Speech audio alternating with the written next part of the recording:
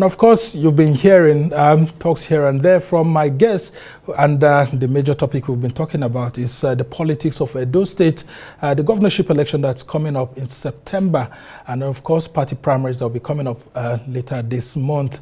Well, to make sense of all you've heard so far, I'm now being joined in the studio by the current affairs analyst and professor of communications at Base University here in Abuja, Professor Abiodun Adeniyi. Thank you so much, Prof, for always being there for us. Yeah, good to Talk see to you. us Thanks about my guests who have all been here. I mean, two of them talking about Edo State politics. Edo is actually in the south-south region of Nigeria. And then, of course, a very important statement being made by the first one that the voters in Edo State are very sophisticated. Yeah, no doubt, But first of all, I think it's a good time for us to savor once again the beauty of democracy. Edo is about to witness its own festival, which we often characterize election as, and we are seeing these razzmatazz, the festival of ideas. Yeah, these fireworks, this display of ideas and notions, can be very, very interesting. And you see some of their best coming out to actually say they want to be governor. So beyond the political aspect of it, beyond the fact that these guys,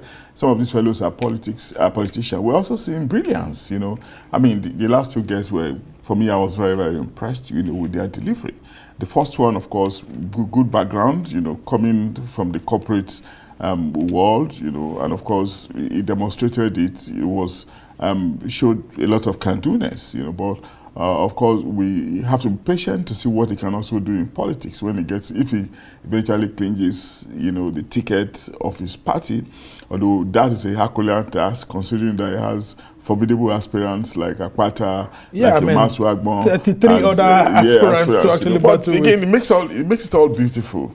And what more do we say other than to say that this is the essence of democracy, contest of ideas, people who think they can improve on the performance of a previous person coming out to say so and presenting themselves before the electorate. But the bane of our democracy is that we often truncate the process. We try to influence it rather than align the organic flow of the processes.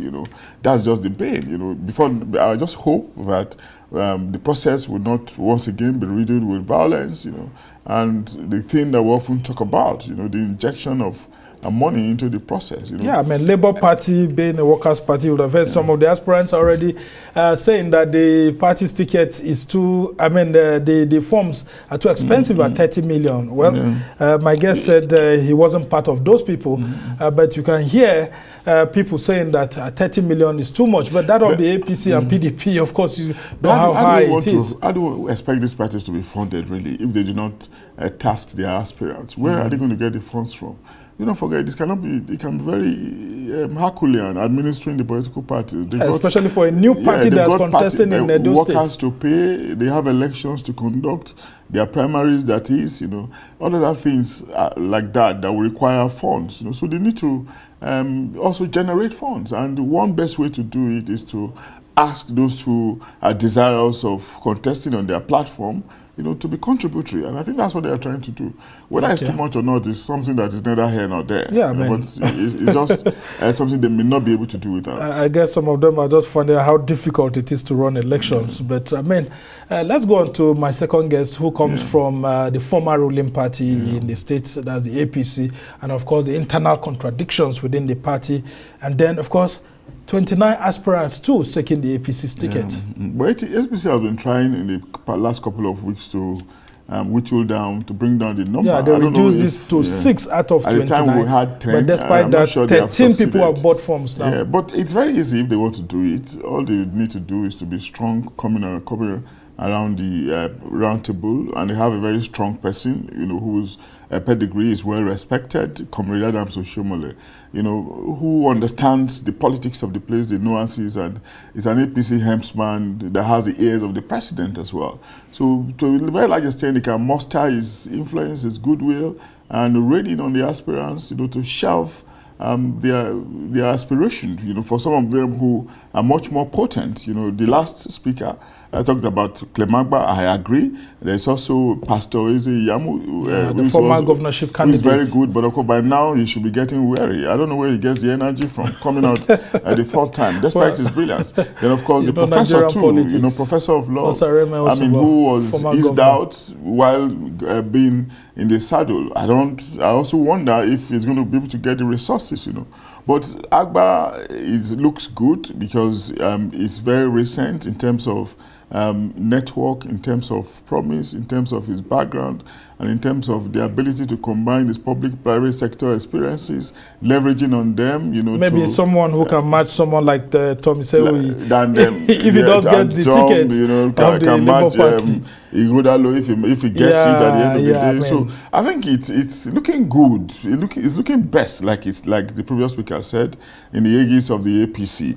But overall, we have to wait until the party decide for us. Then we can take this from there. And one good thing I actually love about some of these contestants in Edo State is that, from all the political parties, you can actually see A-lists, politicians, technocrats, and that's what distinguishes Edo. Edo has never failed. Because unlike other states where you'll be struggling to actually get very good candidates. Edo has never failed in giving us quality candidates. From 1999, I think we traced it the other day, from Lucky Benedion to the great Osumbo, right? And then Adams Oshomole. Adams Oshomole, when he was even contesting, some people, I remember Ganifa even said, "Why do you want to be governor of Edo State? Come and be president of Nigeria." I remember the late Ganifa. I told him so on account of his influence and his national appeal. So it wasn't too difficult because of that for him to just get into the Osadebe house, and he left again, and his influence kept rising, became APC chairman, became senator, and if he wanted to be minister on account of his closeness to President Bola Ahmed Tinubu, I'm sure he would have been. Well, we actually heard that he at some point wanted to become minister, but of course other factors had to come into play. So as we try to round off this conversation, Prof, talk to me about how APC, for example, is more stronger in Edo North, and then you see PDP is also strong in Edo South, and then in Edo Central, it's a mix. And then when you bring Labour Party into the mix, you also discover that the Labour Party in the last presidential election had a strong foothold in Edo South, and then, of course, Edo Central. But of course, in Edo North, it's a little bit. So how do you think these parties can actually make use of their strength within the geopolitical areas of the state? I think it's often a function of personalities that are populating the party within the regions, at different times. And these things can be very dynamic. Remember, there have been some kind of shuffling of individuals across the party line, so it was a factor in determining the influence, that reigned in each zone at every point in time. At the time, Godwin Obaseki was in APC. The APC important figures in Edo politics were then in APC, and you do not expect that if a majority of top guys from Edo North, are in APC, then of course the party will not be popular in Edo North. So the individuals actually matter, and the resources that they hold. Now we are having PDP, like you said, being strong or putatively strong in Edo South. What do you expect? The governor is from Edo South.